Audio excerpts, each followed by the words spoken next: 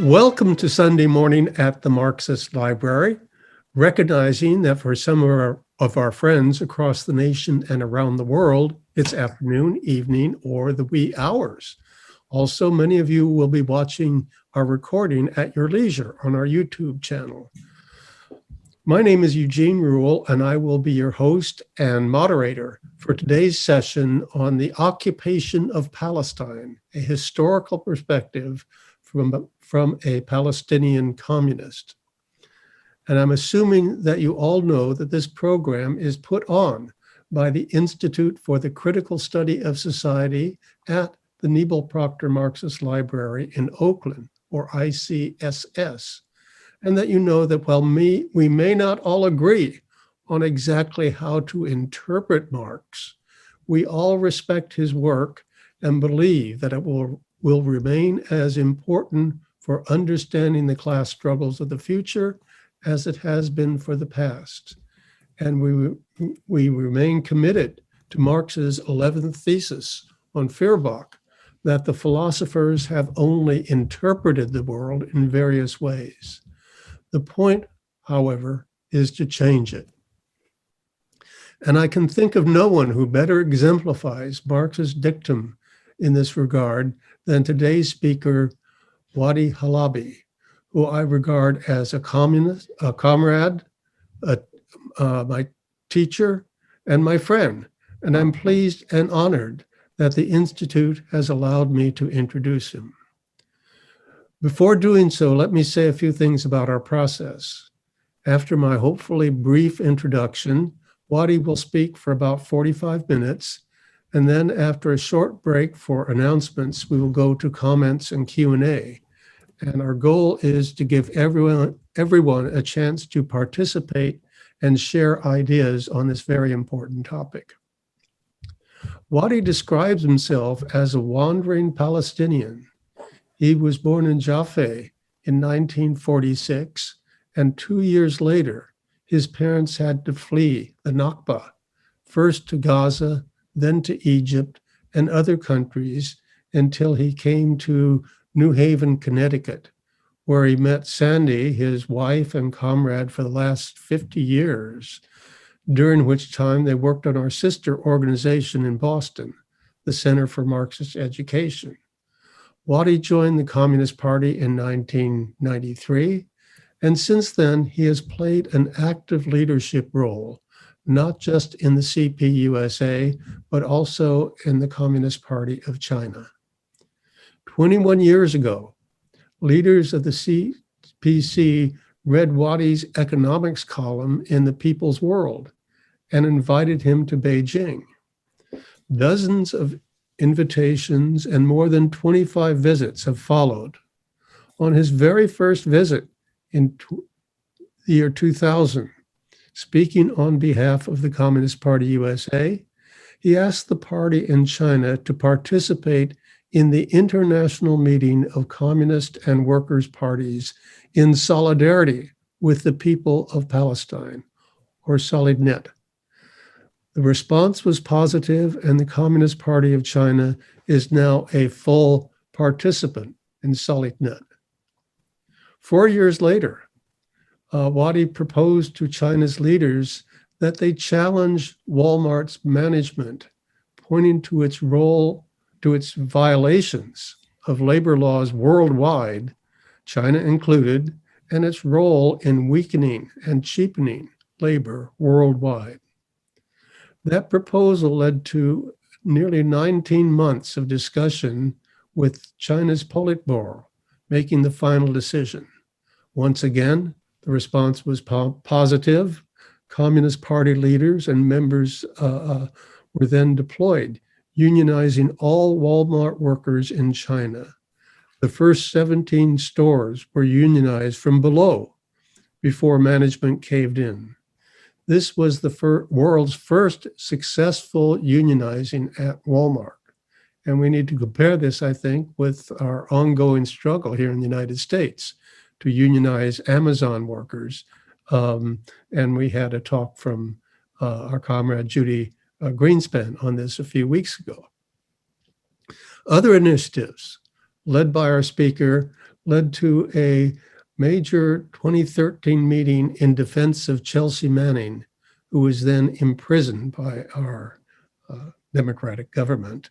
Ann Wright, who is a retired Army colonel and a member of Veterans for Peace, and Jim Norris, a former Marine and local president of the Steelworkers Union, flew to Nanjing to speak on Chelsea Manning's defense.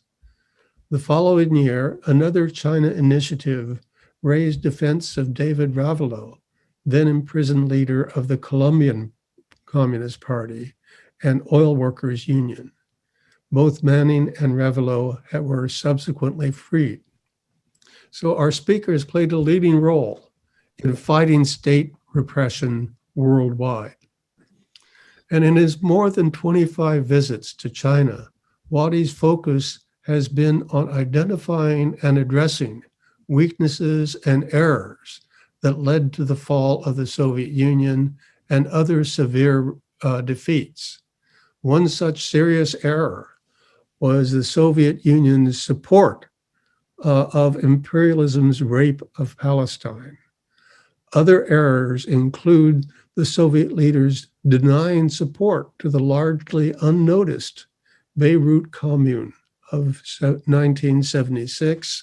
And I hope Wadi'h will explain this, because even Google apparently hasn't noticed it, and I couldn't find it. So we'll look forward to that. Other defeats have included what should have been socialist revolutions in Iran in 1979 and in South Africa a few years later, and the defeat of the miners' strike in the British miners' strike in 1984 and 85. So you can see our speaker has not only interpreted the world in a very profound Marxist-Leninist way, but is actively involved in changing it. His topic today will be class lessons of Palestine.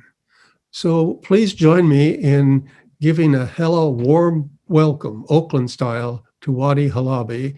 And after a few words from Alan and our tech team, it will be over to you, Wadi'h. And Alan, do you have anything you want to say? Maybe he hasn't muted. Okay, nothing. Go ahead. We should move ahead. Okay, Wadi'h, it's in your court now. We're listening to you. Oh, thanks, Gene, and hello, comrades and friends. What were imperialist motives in carving up Palestine? The process began with the Balfour Declaration of November 1917. What were Lenin and the Comintern's position on Zionism and the partitioning of Palestine? And then why did Soviet leaders support US imperialism in creating the Israeli state? Their actions through Czechoslovakia, where capitalist rule had just been overthrown, their actions were crucial in arming Zionist bands that made possible the creation of the Israeli state in 1948. Today we see them in action and horrifying, but how could the Soviet Union do this? Soviet leadership. So this is the 150th anniversary of the Paris Commune. Why do so few in the workers' movement? Never mind Google. No, it's really the Lebanon Commune, meaning the working class rose to a position of power in early 1976. Absolutely extraordinary. And how did the defeat of this Lebanon commune contribute to the fall of the Soviet Union itself? So 46 years have now passed since the last major political victories for the international working class. And that's when the working class took power in southern Vietnam, in Laos, and in Campuchia in 1975. And since then, there have been, unfortunately, all too many defeats, some of them quite serious, and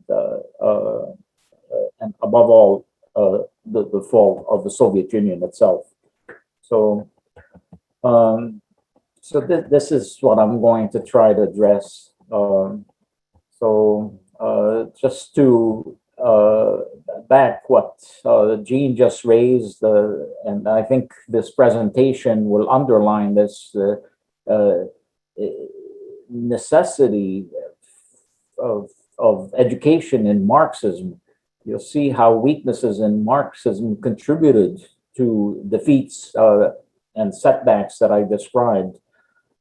So programs like these Sunday morning discussions and institutions like the Nebo Proctor Marxist Library, our Center for Marxist Education in Boston, the Claudia Jones School in Washington, there are a few others, are immensely important.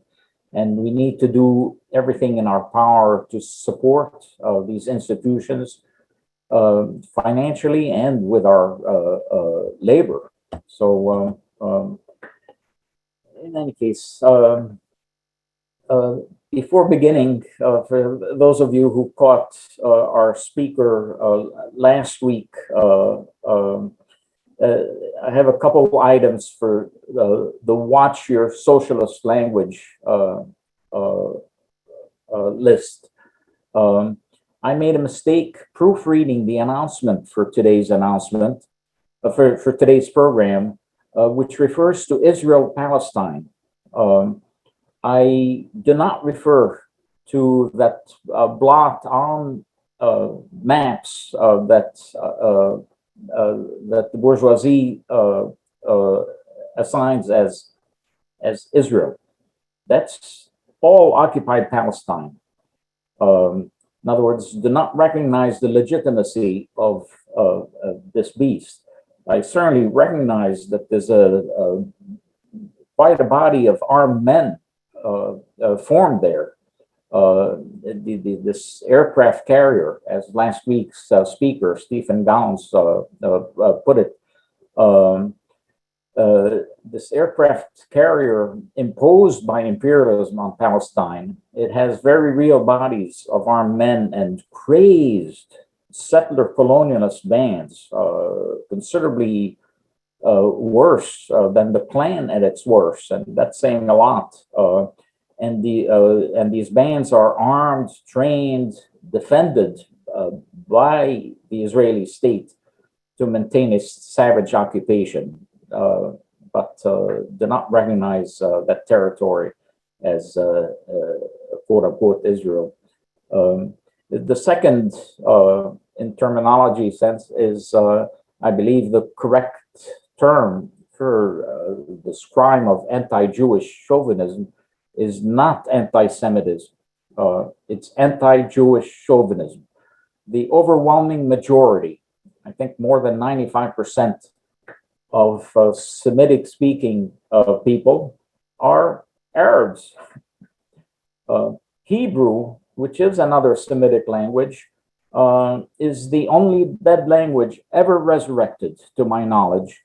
And it was resurrected by the Zionists to achieve separation and division of workers, to facilitate the oppression and dispossession of Palestinian Arabs, and essentially to weaken the world working class. So, the capitalist use of the term anti-Semitic to mean anti-Jewish chauvinism is chauvinist. It's anti-Arab and reeks of Islamophobia, all too common in the US.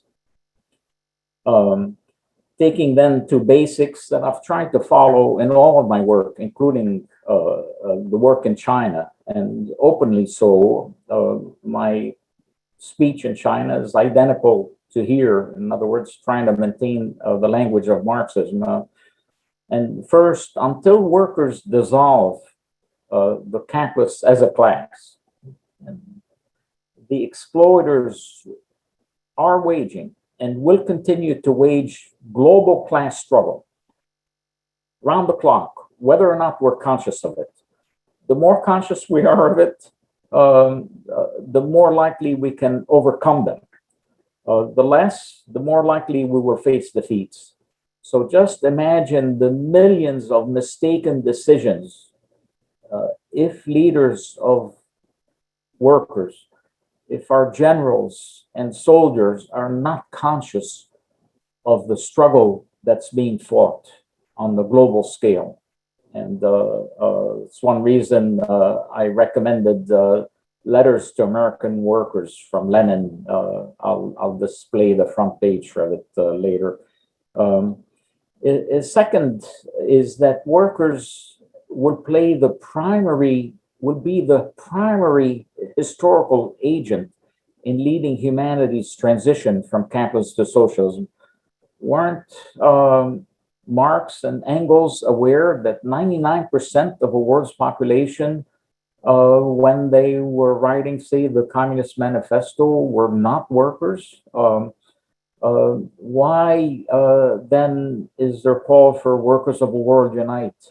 Why the call for dictatorship of a proletariat, for working class power, as opposed to why didn't they say workers and oppressed unite? So again, there's enormous amount of science behind this. Immensely helpful is that workers, certainly unlike the capitalists, can face the truth and can correct errors that we make. They've done that in the past and we'll do it again. And I'm trying to address one of these errors today and its implications. And finally, states have a class character. That's an ABC of Marxism. And the working class can't take hold of the capitalist state and use it to serve the interests of the working class. The US antagonism to the Soviet Union before it fell, to People's Korea, to the Chinese state, to Cuba, for that matter, to the Teamsters Union, is the antagonism of the state of the exploiters towards a state or organization of the exploited, which includes the Teamsters Union. And as conciliatory as the Teamsters Union leadership may be, the global class struggle is being fought out, and the exploiters will do whatever they can to weaken and, if possible, bring down this the Teamsters Union, and on another scale, to bring down China. So, so the conflict between states, like I just mentioned, is part and parcel of this global class struggle.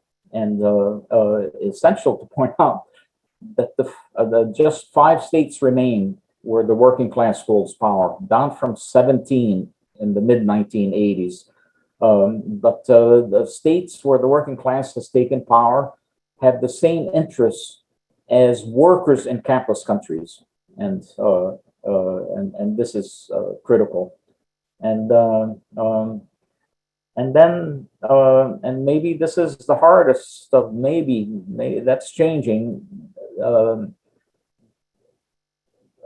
But a critical part of the work I've been doing is that the world communist movement remains decisive for humanity's future.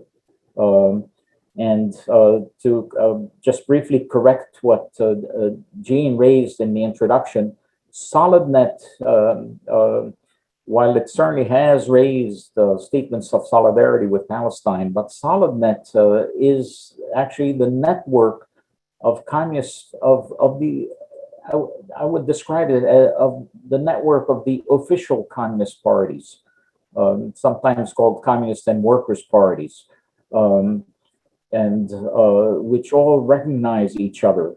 And this is what I asked the Chinese party, which had been essentially elbowed out of the annual communist and workers' parties meetings before the Soviet Union fell. And before, actually, I believe the Communist Party in Greece revived SolidNet. Um, and it had not been, the Chinese party had not participated in those meetings. However, it began to send observers, sometimes just the local consulate to the cities where they're hosted shift from countries from year to year, and then began participating fully. So in any case, again, central to the efforts is that the war, really, the working class is what's decisive for humanity's future. But the Russian Revolution was so extraordinary that the main organizations that it formed, the communist parties, 100, now soon 104 years after the Russian Revolution, 30 years after the fall of the Soviet Union, this world communist movement remains decisive for humanity's future. Every socialist revolution since 1917 has been headed by a communist party. Unfortunately, every counter-revolution has taken place under a communist party. The point is, communist party is decisive for humanity's future. The initiatives we take are decisive. And that's in the same way, in a sense, that Marx and Engels helped us focus our attention on workers and the role that workers would play in the transition. With the victory of the Russian Revolution, essentially, there's plenty of justification for focusing our efforts on the communist parties. So this official world communist movement, 30 years after the fall of the Soviet Union, this official movement that's grouped in SolidNet has some 106 million members.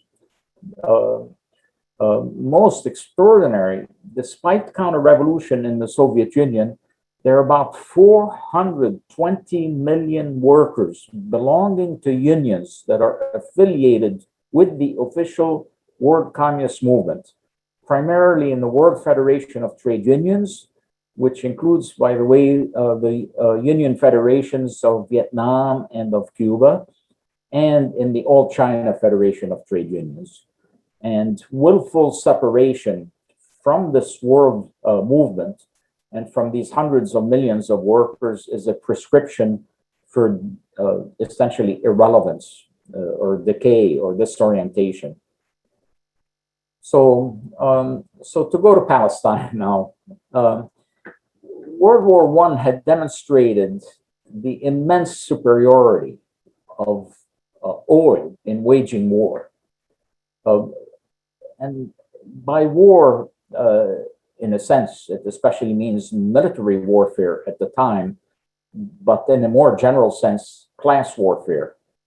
And Britain, now well under decline in relation to the United States, began sending teams of geologists to Palestine to survey for oil as soon as the Ottoman Empire began to disintegrate, a process that the First World War finished, the fall of the Ottoman Empire. And secret reports from the geologists, I've seen some of them, indicated their belief that Palestine may be the center of the world's oil resources. And they were not far off, and we can even get back to that. There's more oil under the land in Palestine than is sometimes realized.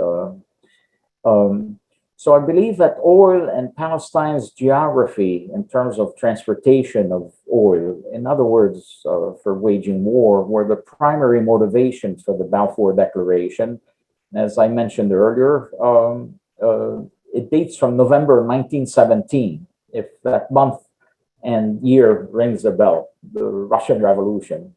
So as Stephen Gowans, last week's informative speaker on this forum pointed out, Jews were disproportionately represented in the Bolshevik Party leadership and in the World Communist Movement.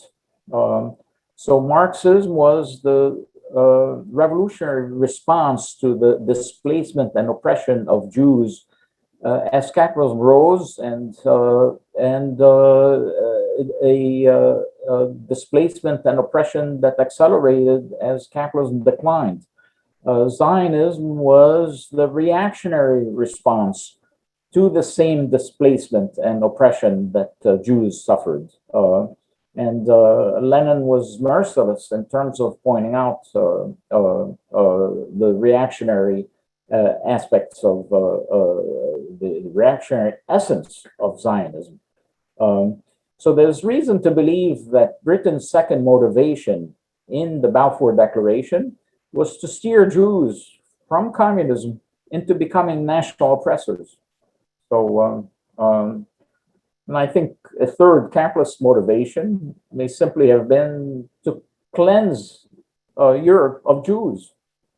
And, if we get into some of the details, boy, the United States helped complete that process of cleansing Jews from Europe. So Lenin and the Comintern were adamantly opposed to capitalism and creation of an Israeli state. Maybe I will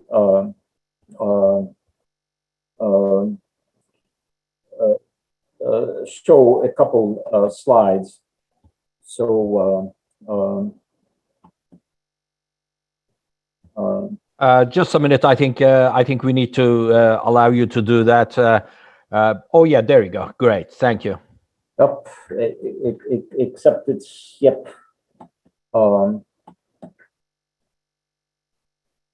So here we are, from Lenin, letter to American workers. I can't recommend that letter enough, mainly because it mentions Palestine twice, but also because of the principles as well as the strategy and the tactics that Lenin outlines in this letter.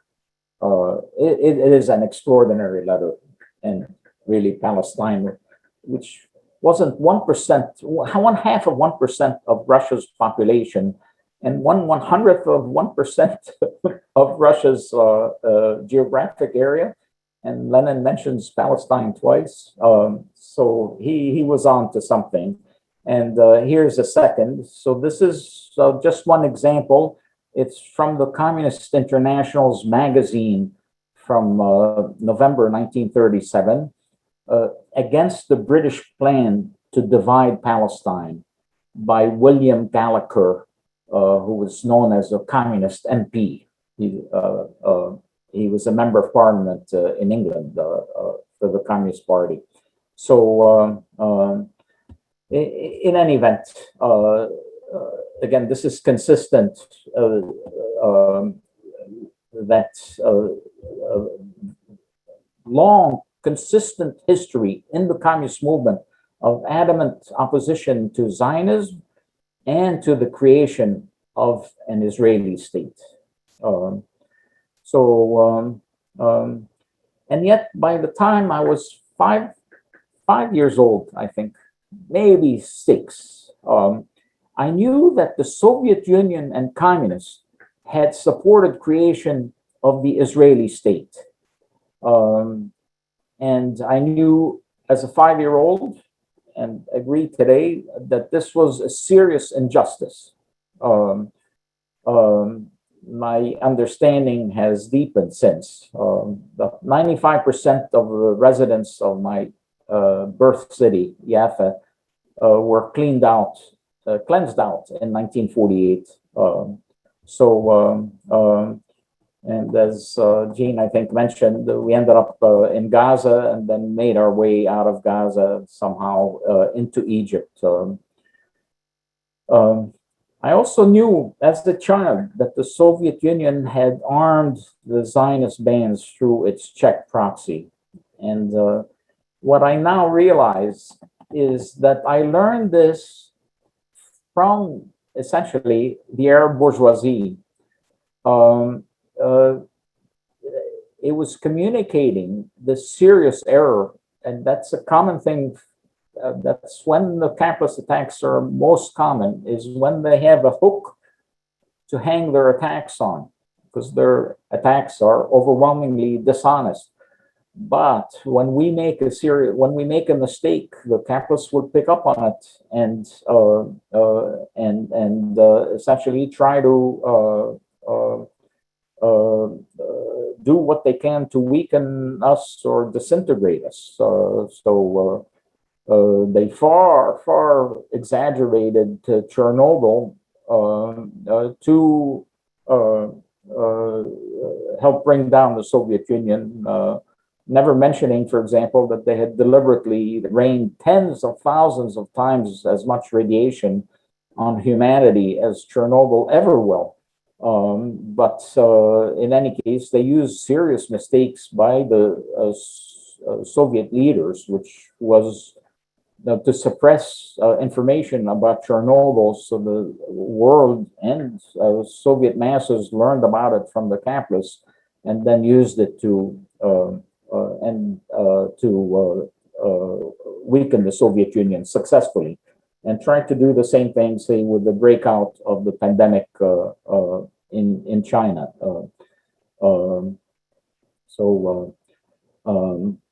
So I now realize that essentially the Arab bourgeoisie, including leaders that I look to, had communicated about the Soviet error to immunize, above all, the working class and the masses against communism.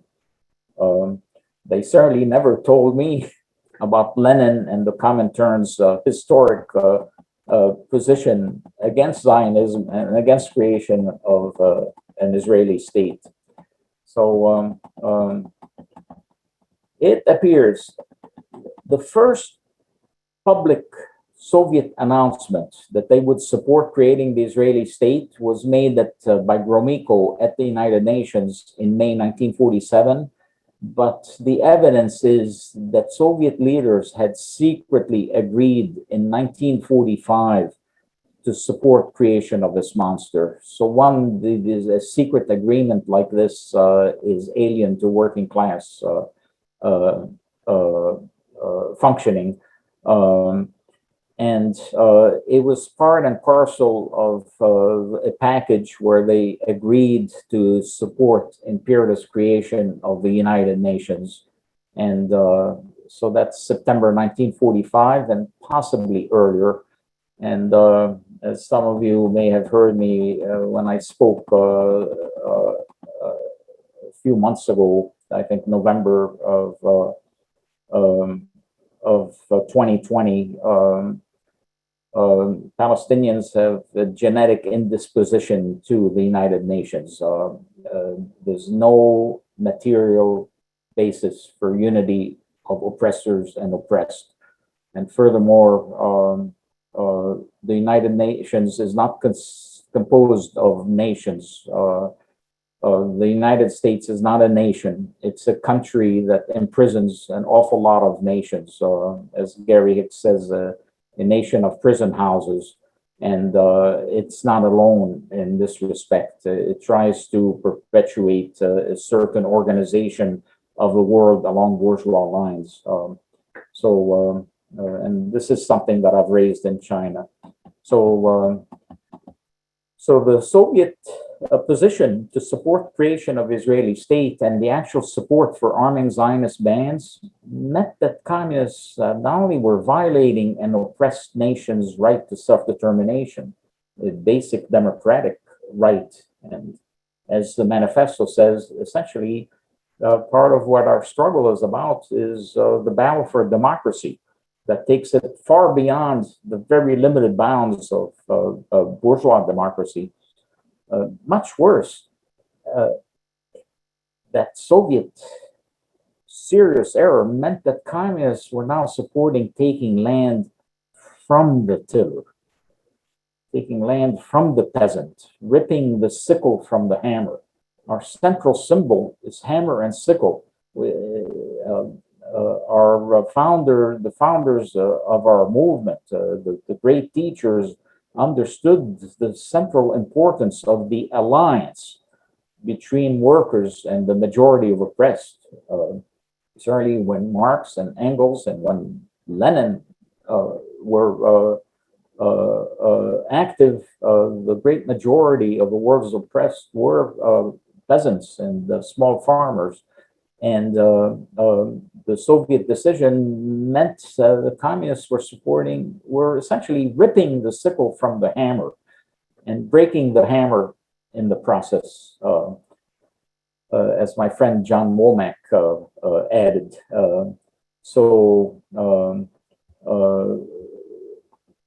The cannot emphasize enough how devastating this error was, because it went far beyond Palestine, far beyond the Middle East, certainly almost running right across Africa in terms of weakening the working class and the communist movement, and setting the stage essentially for a big part of the mess that the world is in. So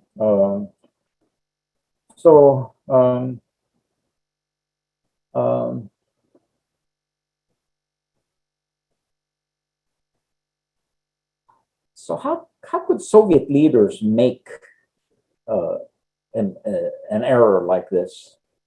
And I think they believed that the United States would help rebuild the Soviet Union. In other words, that U.S. imperialism and its state apparatus, that the U.S. ruling class and its state apparatus could serve working class interests. And that's profoundly anti-Marxist conclusion. And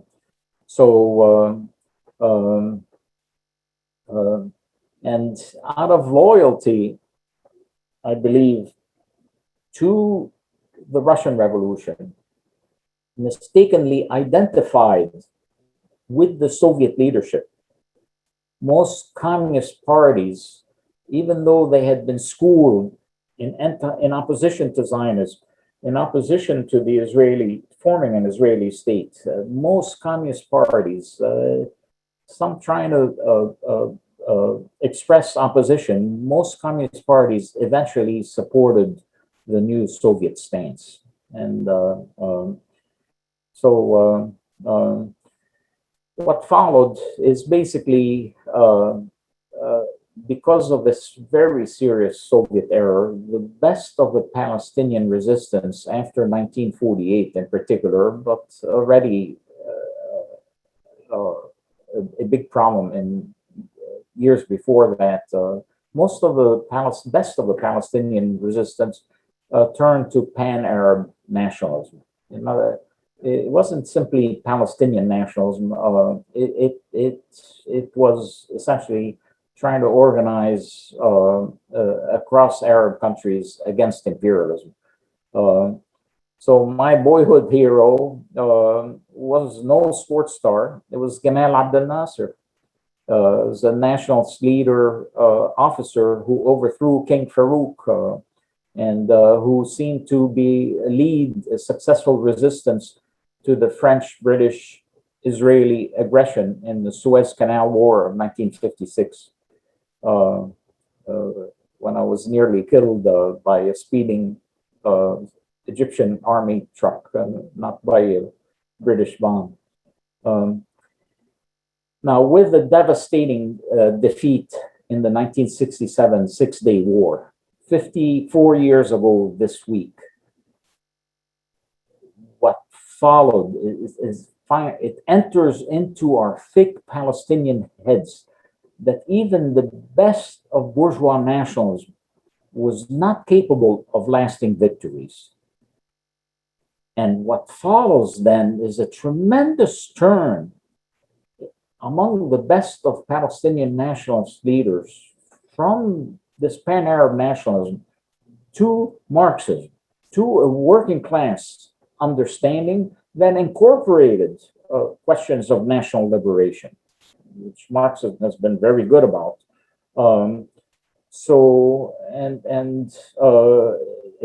Part of this was, in this turn, were the tremendous accomplishments of the Korean Revolution, of the Vietnamese Revolution, of the Chinese and Cuban revolutions.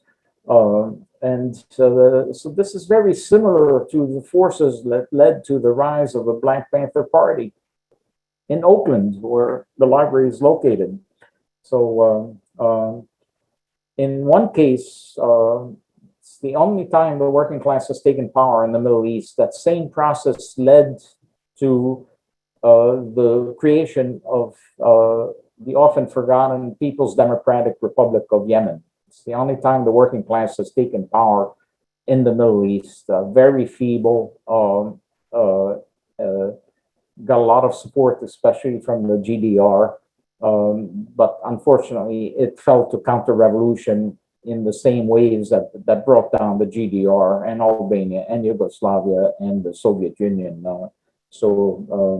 And as we know, has led to an enormous mess. So by 1969, the leadership of the Palestinian resistance in general to the leadership clearly swinging from nationalism to Marxism, which incorporated this national liberation task, but now under working class leadership and aimed against bourgeois power in all forms, including Palestinian bourgeois power.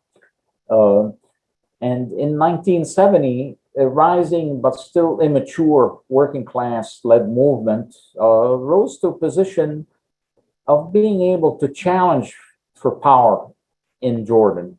And this was drowned in blood in September 1970, with essentially every bourgeois regime, however radical, in the Middle East, contributing to the defeat of this working class attempt to rise to power in Jordan.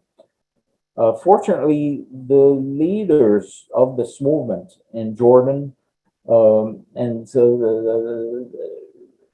really the nucleus of the organizations were able to move to Lebanon, where there was a rapid radicalization going on among workers and oppressed. So something I'll never forget, a strike by women workers at the Gandour chocolate factory, mainly of Christian origin. And that triggered essentially a very rapid rise in the labor movement in Lebanon as a whole and among the communist organization. In fear of this imperialism, part through Kissinger, renewed commitment again to a two-state solution, quote unquote, what Britain promised before there even was an Israeli state in November 1917, what the United Nations promised in 1947, and which it continues to promise. And unfortunately, the weakest in the working class movement, the bourgeois side of the Palestinian movement, immediately accepts the bait from Henry Kissinger. Actually, the side closest to essentially the Soviet leadership, which included the Communist Party of Lebanon and the Democratic Front for Liberation of Palestine, initially took the bait. The best side of the Palestinian movement and the strongest in the Lebanese movement pointed out that this doesn't hold, that this will get us nowhere. So the working class side in the civil war in Lebanon was often called the rejection front. And by that, that meant rejection of a two-state solution. The bourgeois press tried to paint the civil war in Lebanon in 1975 to May 1976 as a war between Christians and Muslims. And you look at the New York Times or Washington Post or maps anywhere around the world, and you see these maps, say, of battles, and on the one side you'll see, Christian redoubt, Muslim positions. But in reality, this was, in my opinion, the best defined class conflict since World War II. Really, since the major victories, aside, of course, from the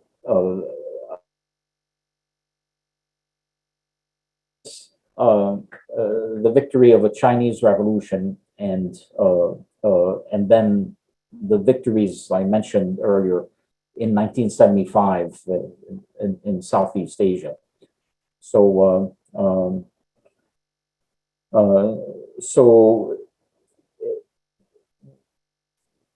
the war broke out actually as an attack by the Phalange, the admirers of Hitler, naming themselves after Franco's movement, which were armed and trained by the Israelis, open admirers of Hitler. They had been for more than a decade.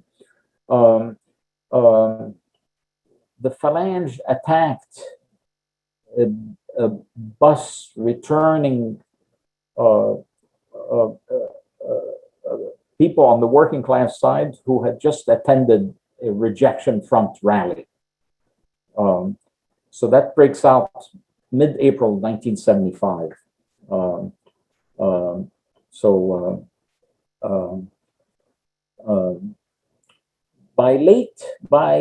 Within 6 months, the Lebanese army effectively disintegrates along class lines, with the officers going over to the bourgeois side, essentially where they came from, and but most of the rank and file soldiers going over to the working class side with their training in war. So that by late 1975, the only armed force holding up working class bourgeois power in Lebanon was the Phalange, the fascist forces. And in December of 1975, in front of TV cameras, they went into Quarantina, a really ghetto by the port, very near where the explosion took place in Beirut last August, that massive explosion. So the Phalange went into quarantine and took about a few dozen Palestinian men and boys and shot them in front of the TV cameras. And that set the stage for their getting defeated. So that by January of 1976, effectively no armed power stood, the working class was the armed power. The bourgeois power had been defeated, Lebanese army and the fascists. And the Israeli army ready to pounce. And the United States told them not so fast. And effectively they called, above all, on the Syrian regime, on al-Assad, the father of the current leader in Syria, and essentially with the consent of the Palestinian bourgeoisie to bring in the Palestine Liberation Army, which was quartered in Syria. And it marches in, and quite a bit of confusion develops because Palestine Liberation Army, you'd think that they would be on the side of working class power, but no, that this was a bourgeois force. But it itself disintegrates very quickly, and most of its forces go over to the side of the working class.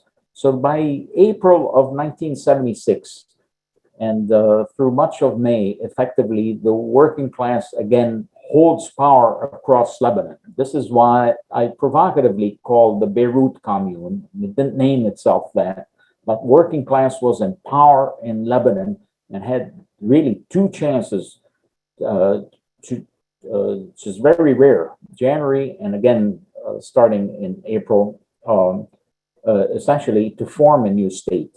And the stakes being what they are, above all for imperialism, considering this question of oil and how important it was at the time for imperialism. The leadership appealed to the Soviet Union to declare its support for working class revolution in Lebanon. And after some hesitation, it wasn't immediate. The response from the Soviets was no. So let me go to one more slide. I think that's the last one on the group. Whoops. I'm sorry, I need to share screen again. So let me go to that.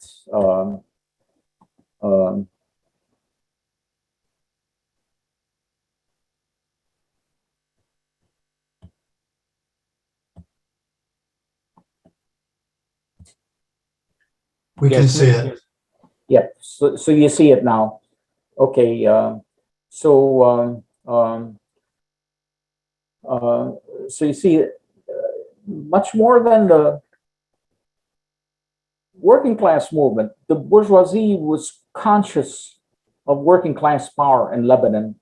And this is the most class conscious report that I've seen on the Beirut Commune, really, on the Lebanese.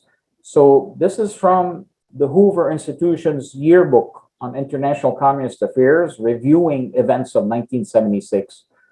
In 1976, the Civil War presented the Lebanese leftists, including the communists, with a brief opportunity for setting up a possibly Soviet-oriented government.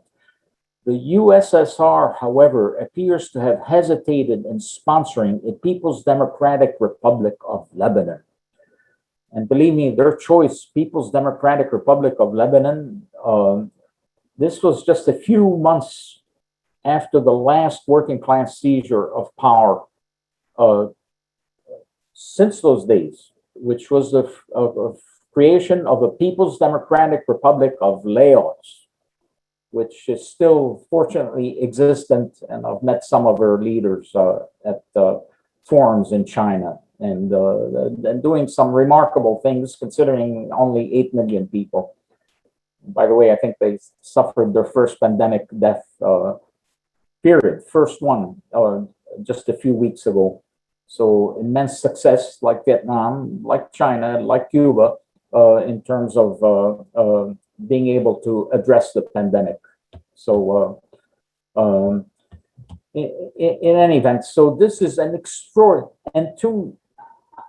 and some of you may actually be more familiar with the literature, Sharon, maybe, about it's this particular phase of the Civil War in Lebanon. Again, mid-April 1975 to late May of 1976, when the Soviet leadership refused, essentially, to say we support what was a done deal revolution. Again, the Israelis wanted to pounce in. The Middle East is a powder keg. The United States told them, don't you dare. And again, called on the Syrian bourgeoisie, which came in over the mountains, only 60 miles from Damascus to Beirut. And they came in riding Soviet tanks. The Soviet had armed and trained this bourgeois Syrian army for quite a few years. And we had a discussion in China a few years ago on what happened to the Soviet army when sworn to defend socialism. And one of the things I discussed was essentially the corruption of the Soviet army that comes with any long-term, as opposed to tactical work with a capitalist army. And so this capitalist army, armed and trained by the Soviets, came into Lebanon to restore bourgeois rule. Almost to underline, again, class interests, essentially the Ba'athi Party, which the Syrian half of it, or side of it, which at the head of the Syrian state, actually it's a social democratic party, no fascist forces. Believe me, they come in and discipline the working class, but unlike fascists, they didn't smash things to pieces. And within 3-4 years, you have revival of the working class in Lebanon. And so if you wonder where the Israeli invasion of 1982 came from, it was essentially to complete the job that the Syrian army had started in terms of disciplining the working class, but moving to really smash it. And so the massacres at the two camps in that have gotten a lot of publicity, those were centers of rebuilding working class resistance in Lebanon. And the Israelis actually just chauffeured the revived phalange, now going under South Lebanon Army, to do the job within Sabra and Shatila at the camps, not far from the airport. So again, you see a class struggle working itself out.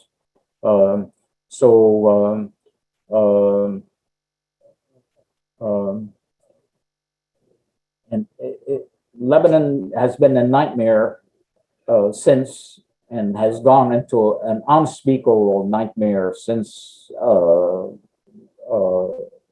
the explosion in the port last year. In any event, I need to wrap up. So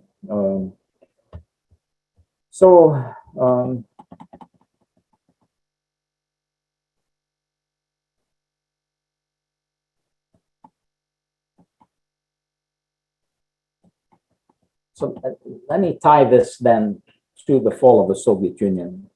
Effectively, and this is, of course, of great importance now, because I expect that I think the American century has ended. It's been in decline for quite a few decades, but this virus has ended the American century. Combined with revolts by the social base of the ruling class, business owners, that's a Tea Party, and the mounting struggles by workers and oppressed, the Occupy movement, the Black Lives movement, the great teacher strikes, and so on. I think it's possible for revolutionary situations to develop, maybe even in the United States, but quite a few other countries that have long been under the thumb of the United States.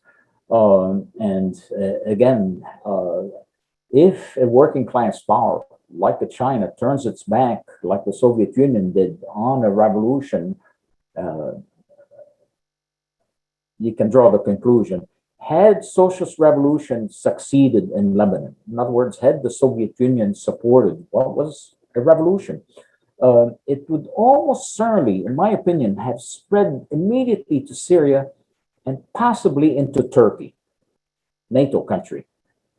But I think above all, it would have spelled victory for socialist revolution in Iran 3 years later, when workers seized factories and oil fields and refineries and formed Soviets in Iran in 1979.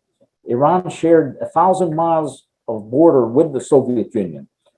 And revolution in Iran, in many ways, much more consequential than revolution in Lebanon, But revolution in Iran would have immensely weakened imperialism and would have strengthened working class rule in the Soviet Union, likely preventing its fall. Instead, the defeat of working class power in Lebanon set the stage for the rise of religious fundamentalism in the Middle East, in Iran, and beyond, which helped bring down the Soviet Union. So, this is part of what I've been trying to raise in China and trying to raise here. So many more defeats have followed, including the defeat of the British miners' strike that I think Jean mentioned in 1984-85, failure of what should have been revolution in South Africa about that time, actually, a few years later, and then the counter-revolutions that brought down 12 states in all, where campus rule had been overthrown, above all the Soviet Union. And what do these defeats have in common? It's like all these, the decisive factors in the fall of the Soviet Union. Of course, we point to internal weaknesses of the Soviet Union or the GDR or Poland and so on. But what these defeats have in common, the decisive factors, are weaknesses in Marxism in the world movement created by the Russian Revolution and its local expressions. And this is despite the tremendous courage and dedication of so many comrades and leaders in this world Communist movement, but weaknesses in Marxism in the world movement and the organizational disunity.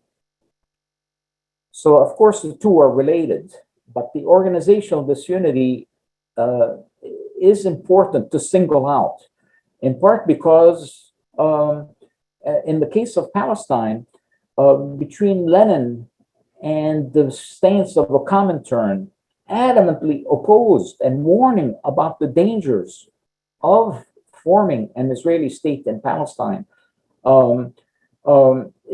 essentially,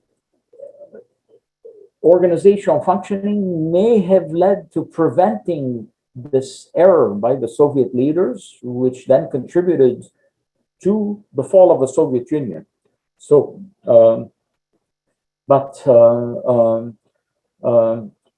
addressing these two decisive factors would have prevented or corrected not only the error on Palestine, but in my opinion, for example, the faulty Soviet policies on labor unions internally. Critical question, very difficult to get correctly. The faulty Soviet policies on nationalities. So if you think about it, the Soviet Union fell along nationalities fault lines, and the labor unions, in fact, the Communist Party itself, but the labor unions failed to defend working class power, even as it became obvious, say by 1988, 89, 90, that working class power was under mortal threat. So these are critical lessons of Palestine, and I believe we need a world movement assessment of how such serious errors could have been made and also go uncorrected, or in the case of a Beirut commune, unrecognized for decades. And this assessment needs to be communicated not only to Palestinians, but to the masses of the world, including Jews. We've made a serious error.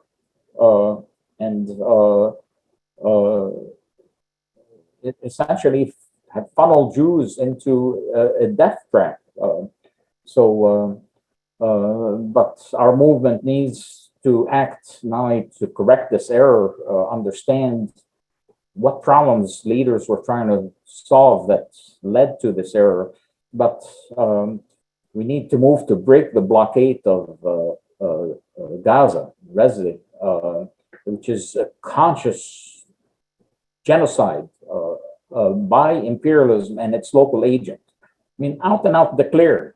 An Israeli official in the early 80s who dissented with the policies described what the Israeli government trying to do in Gaza as choking them to death, and I can go into details. They're really sordid in terms of what they're doing. But it's also in the working class interest to tear down the separation walls in the Israeli state as between the United States and Mexico, or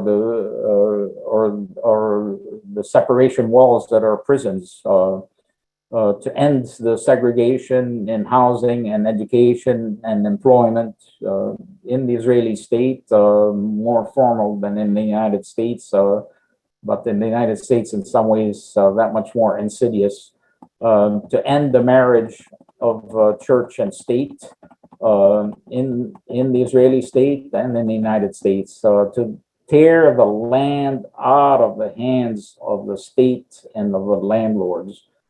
And in the case of Palestine, to enforce essentially the working class supports the full right to return.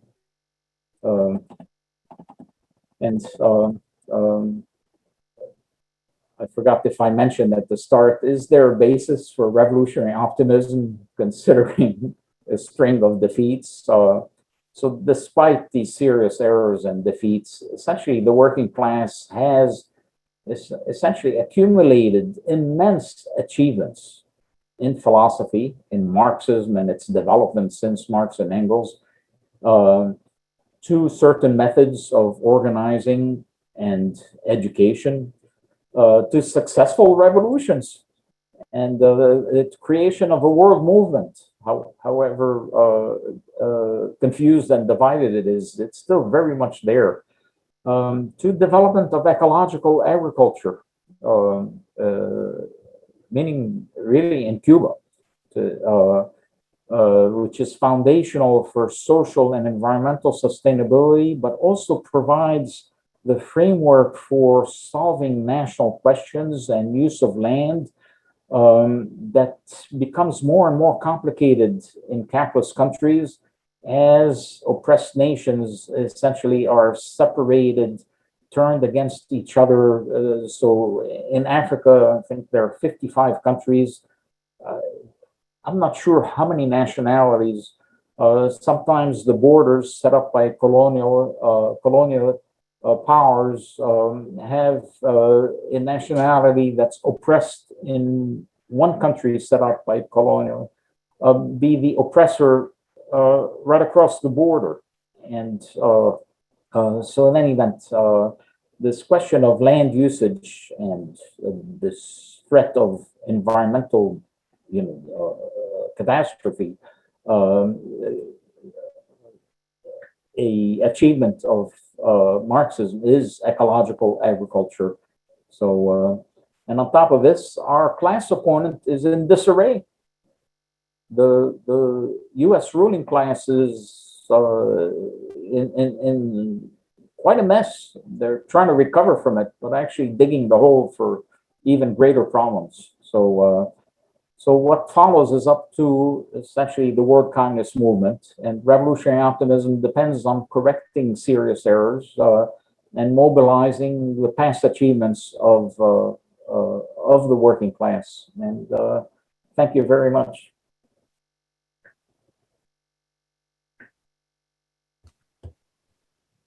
Okay. Well, thank you so much, Wadi'h. Am I on? Yes, you are.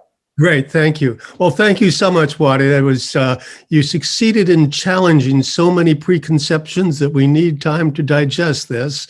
And I just, before we move to Q&A and announcements, I just want to remark, your comments bring to mind Rosa Luxemburg's statement about she disagreed with certain things that were being done by the Bolsheviks, but she said, show me the revolution. The idea that there is a revolution that makes no mistake is worthy only of the schoolmasters of the Second Commune.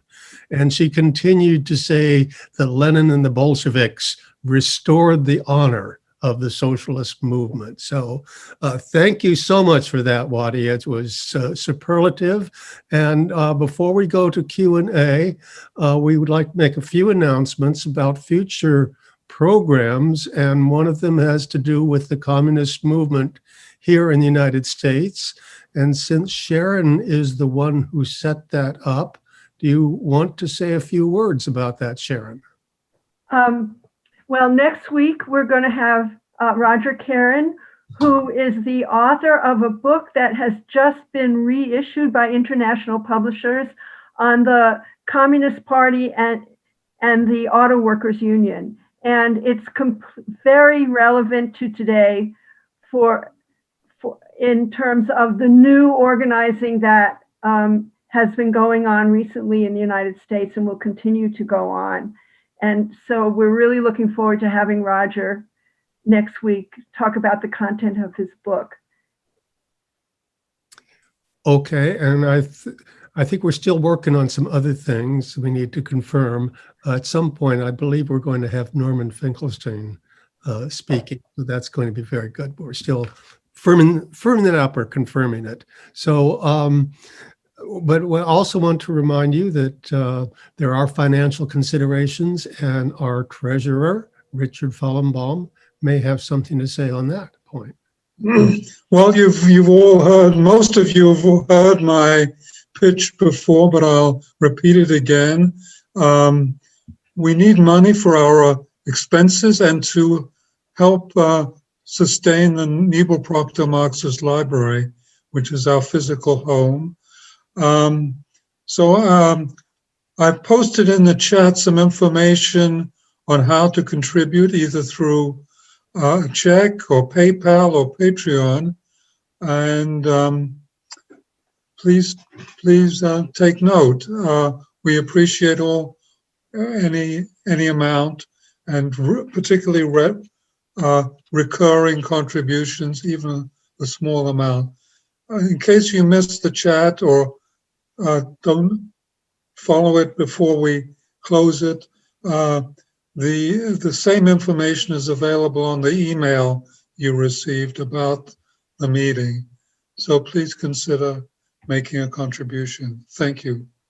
Okay, thank you, Richard. And I'd also, on the topic of money, our sister organization in Boston, the Center for Marxist Education, could also use donations.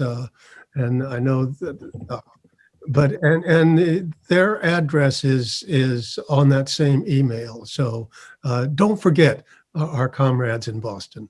Just make that point. Okay, so the next step is to go to comments and Q&A, and I will keep the stack. We will try to limit these comments to 2 minutes, but we do want to have a good discussion. I have already Raj and Yusuf on the stack, and I will try to keep track of this, and Mehmet also. So, but before I do that, I also want to mention that we would like to end maybe 5 minutes early to give our speaker the last word. So we will try to end before the recorded portion before 12:30 and give our speaker the last word. But I see Raj, Yusuf, Mehmet, and Richard Fallenbaum there. So Raj, you're next. Okay, thank you, Gene, and bear with me if it runs a little over 2 minutes. I want to read to you, first of all, thank you, Wadi'h. It's good to see you in great presentation, learn a lot from it. But since you mentioned about mistake, which is very key mistake that you say in formation of the state of Israel, which you don't even call Israel. I wanted to, and since Molotov and Stalin are not here to present their point of view, I want to read out from this book, Molotov Remembers. I don't know if you've seen it. So there's a question is asked that in the formation of State of Israel, the Americans were opposed. They started with saying, and so Molotov answers, because Soviet Union supported formation of Israel. So here's Molotov's answer. Everyone objected but us, me and Stalin, okay? Some asked me why we favored it. We are supporters of international freedom.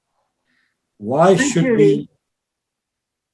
we be opposed to it? if strictly speaking, that meant pursuing a hostile nationalist policy. In my time, it's true the Bolsheviks were and remained anti-Zionist. We were even against the Bund, though it was considered to be a socialist organization. Yet it's one thing to be anti-Zionist and anti-bourgeois, and quite another to be against the Jewish people. We proposed, however, an Arab-Israeli union for both nations to live there together. We would have supported this version if it could have been arranged. Otherwise, we favored a separate Israeli state, but we remained anti-Zionist. So there's a question, I say, after all, you had to realize it would be bourgeois. That's the question to him. Oh Lord, that's his answer. Why didn't you make it socialist, Israel socialist? That's another question. Why? If we would have had to fight, we would have had to fight England and America too. You might say we should have made Finland socialist. That would have been a simpler matter. We did not, and I believe we acted correctly. If we had crossed a certain line, we would have gotten mixed up in utter adventurism. That is why we ourselves gave way in Austria. The Jews had long struggled for their own state under a Zionist flag. We, of course, were against Zionism, but to refuse a people the right to statehood would mean oppressing them. Israel has turned out badly, but Lord Almighty, that's American imperialism for you. That's his answer. You want to react to that? Yes, Wadi'h, do you want to handle these one by one, which I think is appropriate? So do you want to answer that directly, Wadi'h? Yes, I think so. I'll get lost. I'm barely functioning as it is. But You're functioning very well. I wish I was functioning that well. Thank you. So in light of the crimes by capitalism,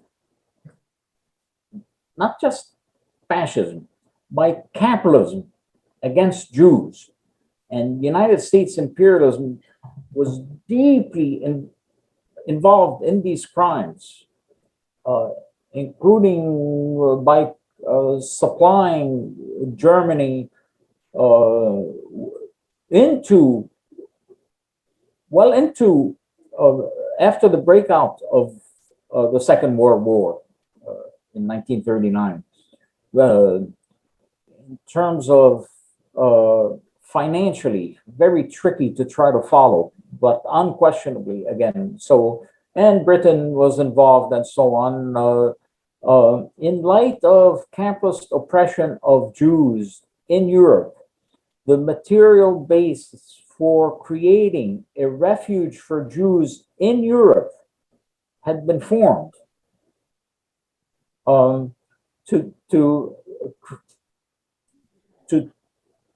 To do it in Palestine, well, I underlined what that meant. It meant ripping the sickle from the hammer, not to mention escalating national oppression of Palestinians and practically assuring division and competition among workers in the region. So, and something to take into account is that the first ethnic cleansing necessary to create the Israeli state wasn't even of Palestinians. It occurred 3 years earlier, committed by the US Army, which moved to complete the job that essentially fascism had done against Jews. The United States had about 250,000 or a little more Jews in displaced person camps, and they forced them to go to Palestine. The great majority did not want to go. As somebody, I think Bill Doris pointed out last week, most would have preferred, in light of the destruction of Europe, to have gone to the United States. the U.S. blocked admitting most Jews from Europe, Jews who would help develop the atomic bombs. You're welcome. Jews who would do this, contribute this, but very few Jews allowed. Soviet Union took in far, far more Jews than the United States ever did. But again, so the U.S. was very much complicit in trying to finish the ethnic cleansing of Jews from Europe through this act. The second ethnic cleansing was what I went through, 1948. The third one, many people are not aware of this, but soon after the Israeli state is formed, indications are, with the help of the United States, essentially the Israeli forces moved to bomb synagogues in places like Baghdad and I think across Morocco. In other words, throwing matches into an explosive conditions that led to essentially bringing in millions of Jews as cheap labor from Arab countries, forming really the second class of Jews, of people living in the Israeli state. So, again, what I want to underline, and that's in part why I brought out that letter to American workers, is essentially you see Lenin indicating he's willing, even I'm almost sure, it's been a while since I've read it, but willing to sacrifice a Soviet state if it would advance humanity's, if that was necessary to advance humanity's transition from capitalism to socialism. And what we're seeing from the Soviet leaders is willing to sacrifice the advance of the transition in the belief, again, that the United States would help out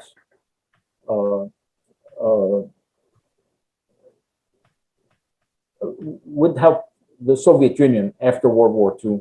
Okay, thank you, Wadi'h. I think we should move on and let some other people, give some other people a crack at you. Okay, so next on the list is Yusuf, then Mehmet, then Richard Fellenbaum, Sharon, and Mark is the list I have. So Yusuf, you got your 2 minutes. Okay, thank you. Yes, as you know, I believe that the about face concerning Palestine is sort of a general Soviet signal, or maybe a deal that it would withdraw from the Middle East and would get or ask for recognition of the status quo in Eastern Europe, because at the same time it stopped military aid to the communist partisans in Greece. There was almost a communist takeover in Greece. And the British revived the German collaborated with Germany against them. It stopped military support for the essentially communist pro-Soviet state set up in northern Iran, in Tabriz, Iranian Azerbaijan. In that case, it may have received the threats to threats by the United States to nuke Baku, but and also it's for some reason unknown. It broke the friendship treaty with Turkey, which was neutral up until that time, and made a territorial demand, and this led to Turkey rapidly firmly in the imperialist camp. And also, I think the best Palestinian leadership was executed by the British, killed by the British in the 637 uprising, and the remaining were reactionary leadership. The Arab world was dominated by British puppets. I think these were and there were many social democrats in the Zionist movement, which it sought to influence. So that's my view of the reasons leading to the about phase. So could you respond to that? Okay, well, thank you, Yusuf. And Wadi'h, do you want to respond directly to that? I'd hope people will keep this short. We have several people on the stack that we want to get through. And I do want to pause and give Wadi'h the chance to have the last word. So we will stop the Q&A 5 minutes early so Wadi'h could do that. But Wadi'h, do you want to respond to that? Oh, I agree with what Yusuf just raised, but just wanted to take it one level up. What happened to the rest of the world movement? That's the key. We don't want to lose this, and I will get back to this in the summary. But those are important considerations. What I would add, by the way, is the working class probably was in a position also to take power, struggle for power in good parts of Italy and parts of France. Revolution in the West. So again, the reference point for me is Lenin, as outlined in, say, a letter to American workers. Yes. Lenin is always the quote that ends everything. So thank you, Wadi'h. And we'll move on to Mehmet. I know my questions have been answered. Thank you. I'll pass this time, maybe later. Thank you. Okay, well, we'll put you back on the stack, Mehmet. Richard Fallenbaum. Yes, thank you, Wadi'h, for your interesting. One thing I wanted to ask you in that context, there's been a lot of confusion or controversy about the status of the socialist countries, because most of them have introduced some form of private ownership of the means of production. And there's a question whether any of them are really socialist anymore. And I wonder if you could, particularly with respect to China, I wonder whether you could explain that situation, or how we can analyze it. Right. So maybe was it in 2005? I think the reports had come in that more than 50% of China's GDP was now accounted for by privately owned corporations. And so Monthly Review came out with a special issue. China is now capitalist. And Lenin would renounce any such analysis as economist, because the key is the class character of the state. So for all the changes in the United States, including abandonment of most, not all, slavery, when we looked at prisons, and out and out slavery in some agriculture in Florida and Texas in particular, and other forms. But nevertheless, huge changes in the United States from 1776 to this day. But nevertheless, unmistakable continuity in the state formed almost 250 years ago to today. An unmistakable continuity between the China created on October 1st, 1949 to today, to the point where I have met more than one 90-year-old, but one of them in particular, a close friend of one of my main hosts in China, who was an officer in the People's Liberation Army in 1949, and then became a state official, and remains to this day absolutely dedicated to the goals that Mao outlined, using the same words as Lenin, world revolution. So last time I saw him was about 2 years ago. So I think he was 93 then. And you see a continuity in one person, but again, in the state as a whole. So Deng Xiaoping was a student in Moscow, speaking about the importance of education. Deng Xiaoping was a student in Moscow in the 1920s when the NEP, New Economic Policy, and introducing capitalist methods and marketization in the Soviet Union were under discussion, as was Ho Chi Minh. And deeply, I think that had quite an impression on him. But again, you see that continuity. Do the capitalist inroads into China endanger the state? Very much so.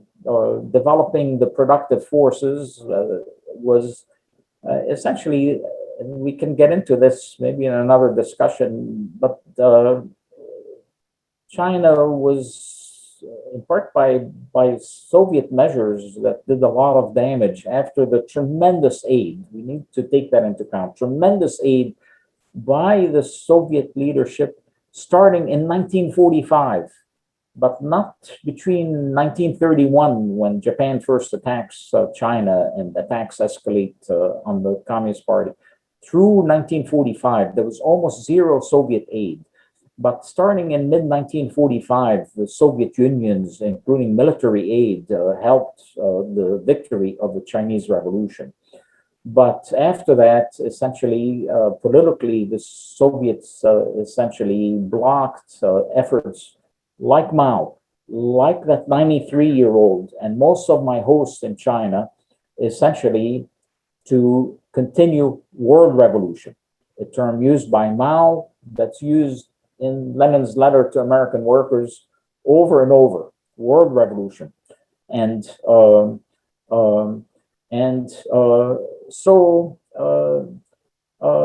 yes, the capitalist inroads into China are a potentially real problem. Especially concerned about the support lately for developing for startups and for people to form their own businesses, something that accelerated after the pandemic, after they loosened the restrictions.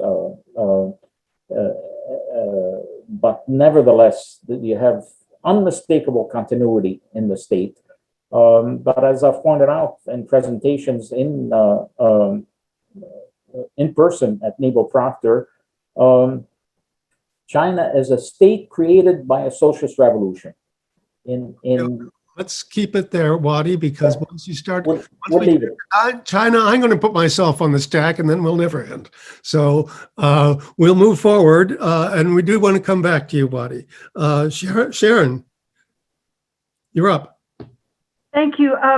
Some of the comments I was planning to make have already been made by others, but I did want to mention two things. One is that I've always understood, and I don't remember where I read this, but that part of the thinking of the government of the USSR in 1947 in supporting the partition of Palestine came from a belief that getting rid of the British imperialism, that would thereby get rid of British imperialism in the Middle East, or at least in the Levant, and that would be very important in the overall struggle against imperialism. And that was so that the British played a major role in how the calculations of the Soviet leadership. And the other thing I wanted to emphasize that I think it's really important to understand is the Soviet Union, as they were being beaten back by the German relentless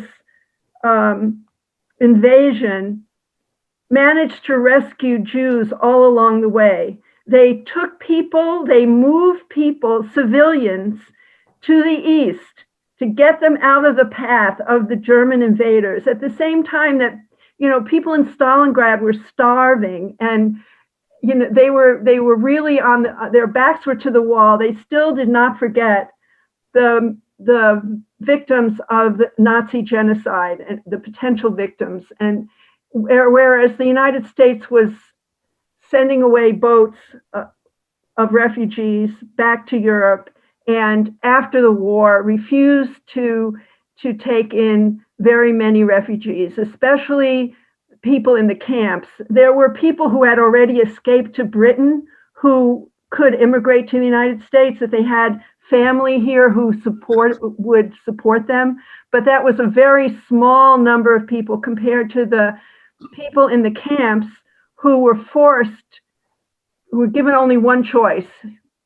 And there was a book written by I.F. Stone called Overland to Palestine, where he went along with a group of people. I forget where they started, maybe Poland, I can't remember, but they trekked across Europe and got on a boat in Marseille, I think. And he went on the boat, and then he wrote about it afterwards. And none of those people wanted to go there. Pushing 3 minutes.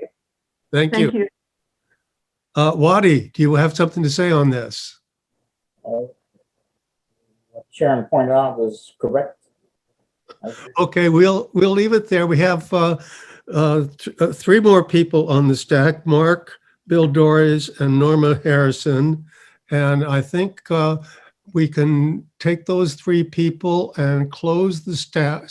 Well, no, we have Philip has been waiting for some time, Eugene. Who has been? Philip Gandroid. Philippe, is it? Yes. If it's pronounced, correct me. Okay, so we have Sharon. No, Sharon's done. Mark, Bill Dorries, Norma, Philippe, and then we'll close the stack and turn it over to Wadi'h to make his final statements, if that's agreeable with everybody. And remind you that we will, although we will stop the recording, we will continue to have open discussion until 1 o'clock, which will be moderated. We still have the hook, but yeah. So who is next? Mark, you're on. Oh, thank you. Thank you very much. Mr. Halabi, you made the point about the Balfour Declaration. One of the reasons for this was to keep more Jewish people from joining the communist movement in Eastern and Central Europe.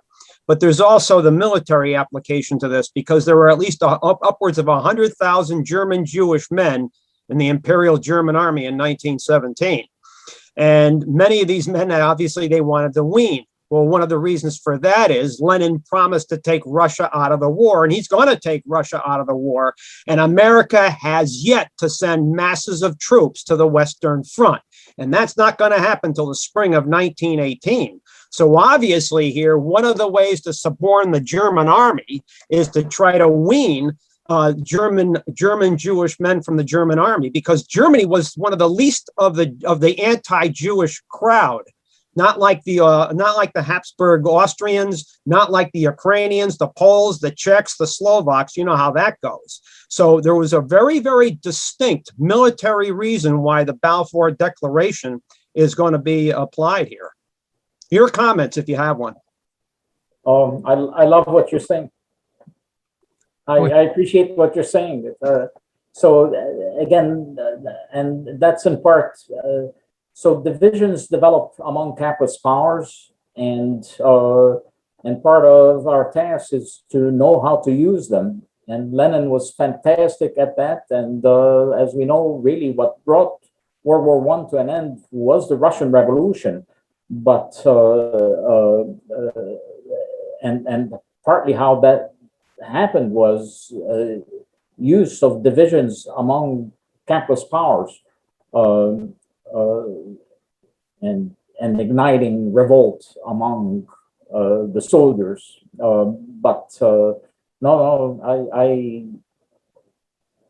I like adding that, and I appreciate what you just raised. And Well, one quick point to add to that. I mean, 1914, 1918 was a European civil war.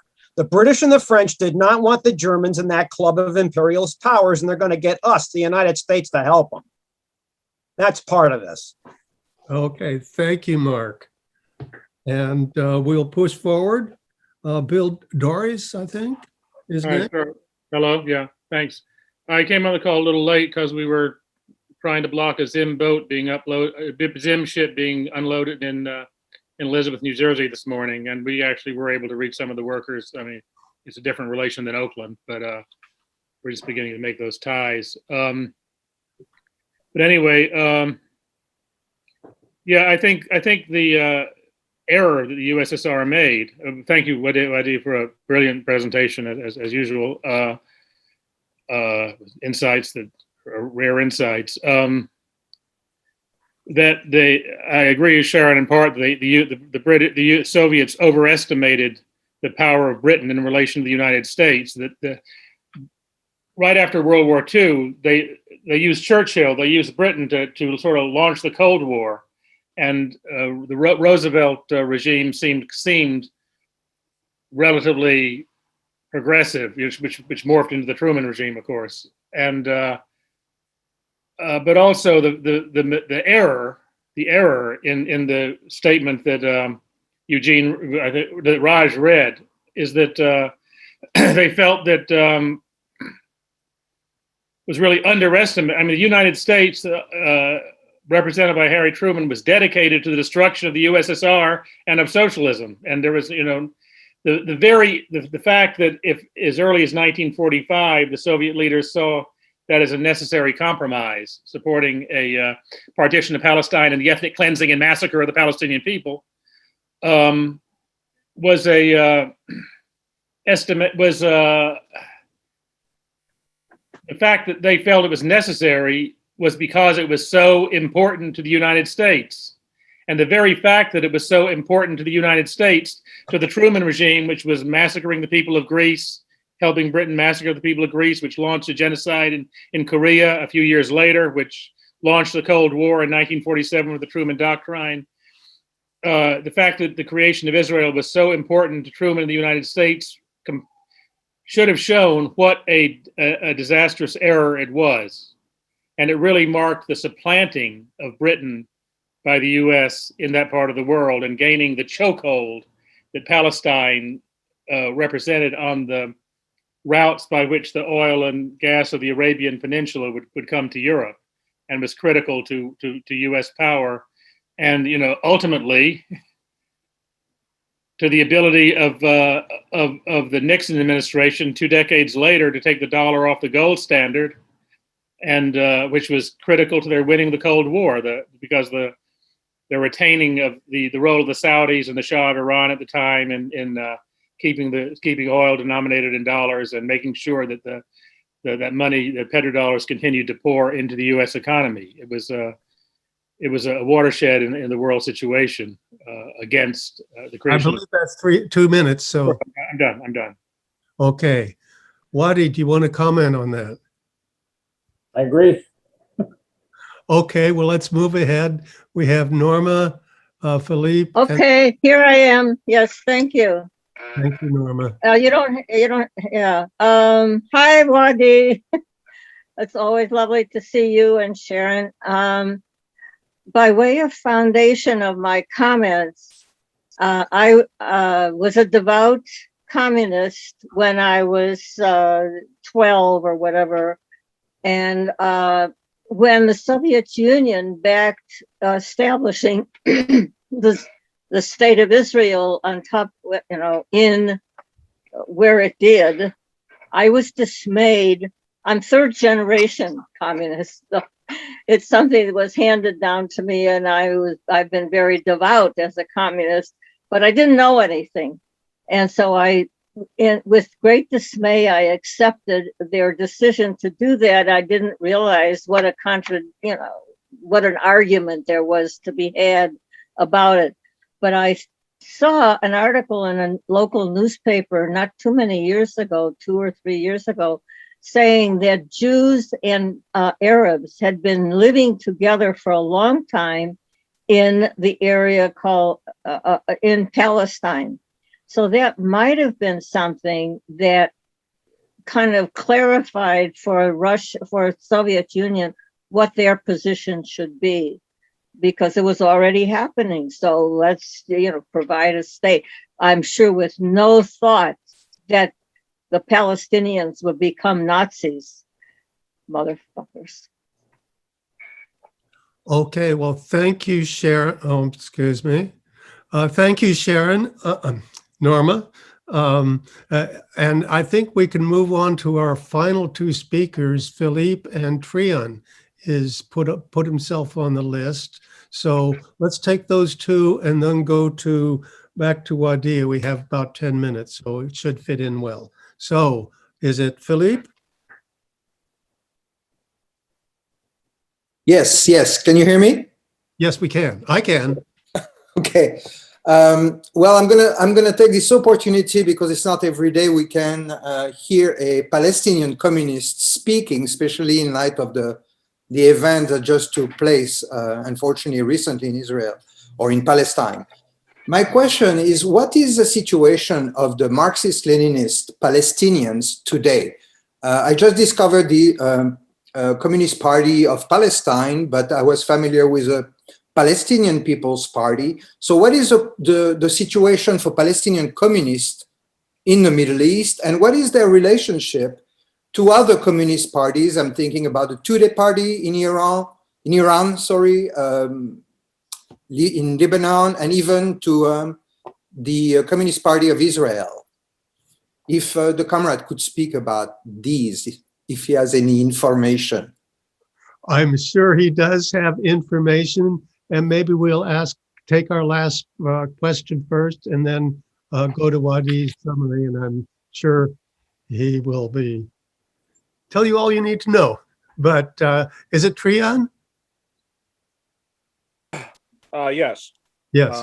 My question is, let me just give a little background. I go to this Lebanese restaurant here in Buffalo, New York, and they immigrated here during probably after the Civil War, but but I noticed that they're Christians, and I noticed that if you brought up the word Muslim, they just go ballistic, and I assume that many Phalange immigrated to the U.S. after the Civil War. And one of my questions is, did Israel support the Phalange during the Civil War? But let me bring up something else.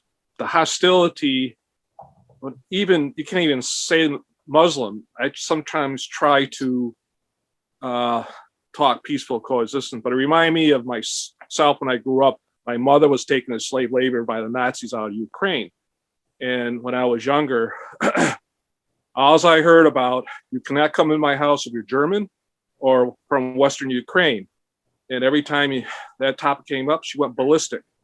And she always said the Western Ukrainians were more evil and meaner in the concentration camps than the Germans. But anyways, my point is, seeing the hostility from the Christian Christian towards Muslim, I guess it goes back to the question, did Israel support the fascist Phalange during the Civil War? That's my question. Okay, Wadi'h, this is your final statement, and you have your work cut out for you. So over to you. You have at least 6 minutes or more before we. So go ahead, Wadi'h. So with Philippe's question, any membership in a CP is significant because ultimately the reference point are not the mistakes we've made, including some that I described today. It's the Russian Revolution, meaning taking working class interests to their conclusion, which is seizure of power and advancing the transition of humanity to socialism, not just one small group. So there are several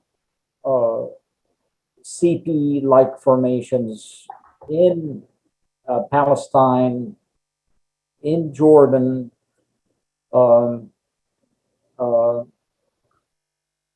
and to some extent among exile populations, which go to Australia, around the world. Nevertheless, the fact that the errors that I described today have not been corrected plays a significant role. And again, while the existence of these parties is significant, they are unable to move forward. We need to address this on a global scale and correct this error. Again, its real significance is tearing sickle from hammer. And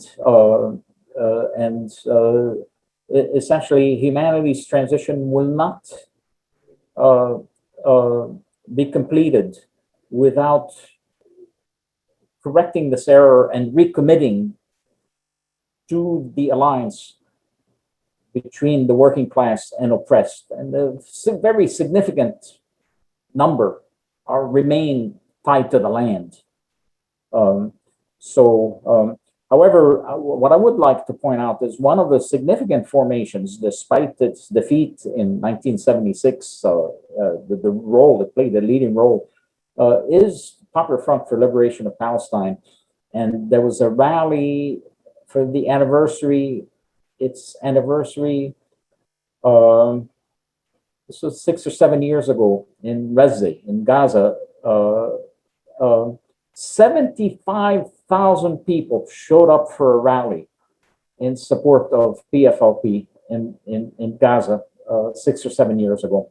So even though it's been badly weakened, it continues to play an honorable role. And the Israelis continue to hunt and go after PFLP supporters and members to this day.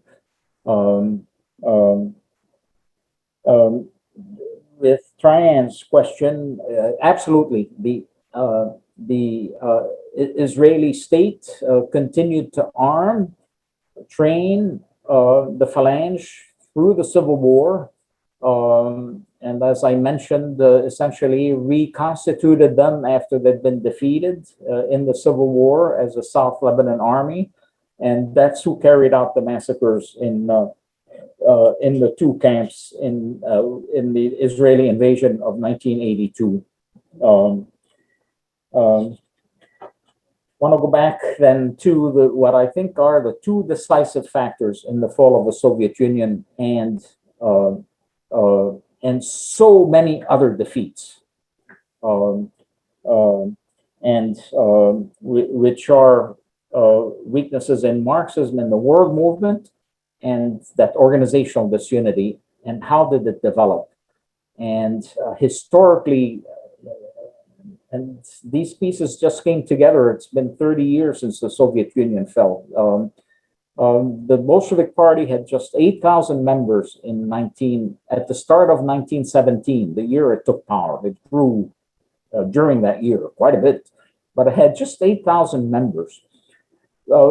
Starting the day that it came into power, November 7, 1917, the working class now in power faced two absolutely essential immediate tasks, both government tasks, which is one, defending the new state against the inevitable onslaught from world capitalism, which came, and from the local landlords and exploiters. And they had to build an army from scratch.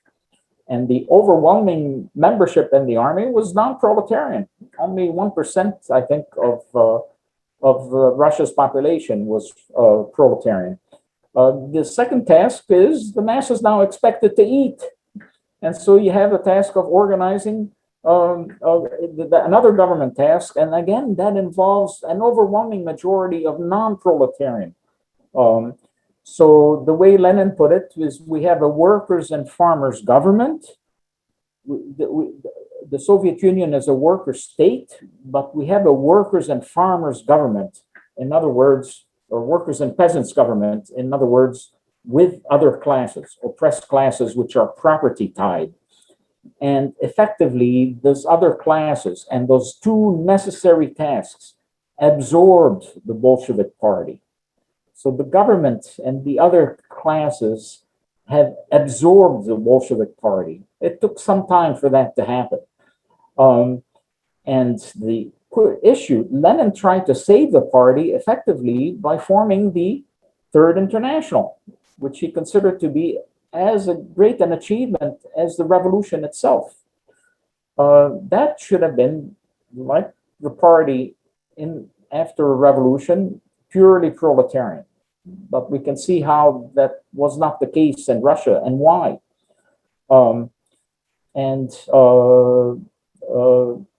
Effectively, after the defeat of the German Revolution, effectively, in my opinion, the center of world Marxism moves east to South Asia and to East Asia, especially China, but South Asia. But the task remains to, one, rebuild education and Marxism, and rebuild communist unity. And so much of what I'm trying to do in China, to a lesser extent Vietnam and Cuba, is to rebuild that unity. And a great lesson picked up in China from a leader of a party in China is the workers of the world unite. First step is communist parties of the world unite. So my first reaction, I must admit, was disappointment. Why didn't I think of that first? But then I let that get over me, and, workers of the world unite, communist parties of the world unite. And then the leader who made it, she learned English and came to a US-China labor meeting that I periodically convene. The last one was in Beijing, I think 4 years ago. But she flew over, learned English, flew over to add one word to her understanding of what workers of the world unite means. Workers of the world unite, first step is communist parties of the world unite, comma, she adds, consciously. So I love work like that distills our tasks. And a big part, including working with her, is achieving this conscious reunification. And essentially, my hosts, again, representing the tradition that Mao represented before the fantastic complications that developed after taking power and trying to establish a new system, they remain committed effectively to the goals of Lenin, outlined in Letter to American Workers, or in Mao's writing. Essentially, workers of the world unite to lead humanity's transition to towards socialism. And the lessons of Palestine point the way to that. So thank you so much. Thanks for this opportunity. Well, thank you, Wadi'h. That was fabulous. And I think with that, we will end the formal part of our program.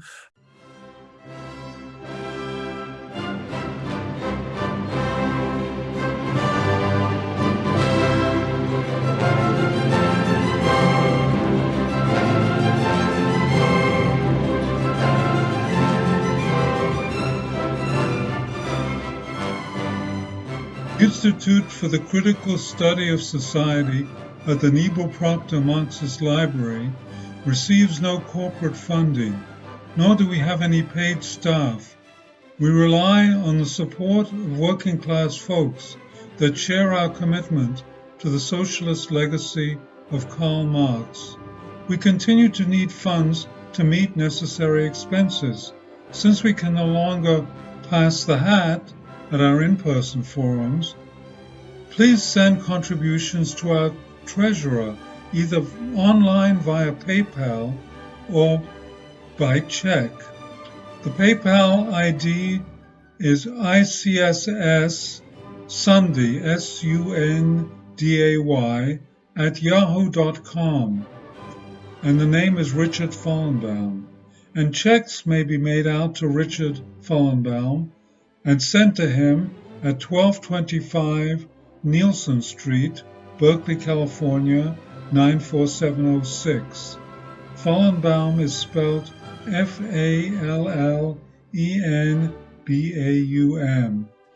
To donate directly to the Marxist Library, send a check to the Nebel Proctor Marxist Library at 6501 Telegraph Avenue, Oakland, California, 94609, or directly or donate online at www.paypal.me/npml. For information, write to npml at marxistlibr.org, and the website is marxistlibr.org.